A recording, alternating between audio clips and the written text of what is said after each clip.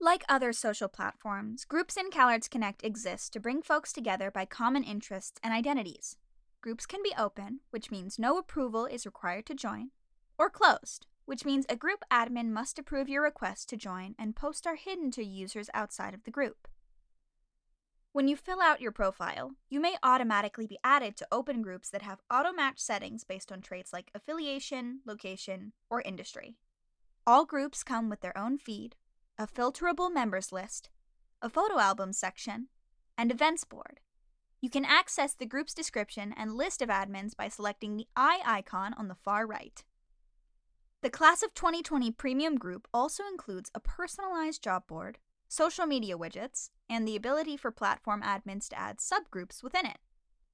Subgroups must be created outside of premium groups before they can be added. If you'd like to request a subgroup, or create a standalone group of your own, the directions for submitting an application can be found in the orange folder of the resource library. On the right side of your group feed page, you can invite other registered users to join your group. In the feed itself, you are encouraged to post and comment about topics such as arts and entertainment news and trends, questions for your colleagues, and articles relevant to the group's area of interest. The group feed should not be used for explicit advertisement of your services or expressly supporting specific political parties or candidates.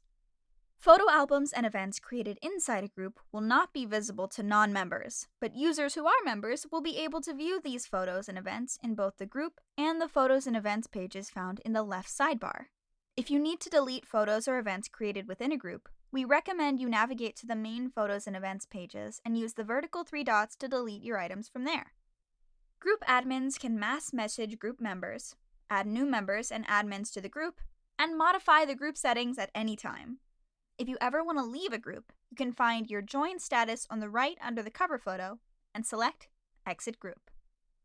Happy connecting!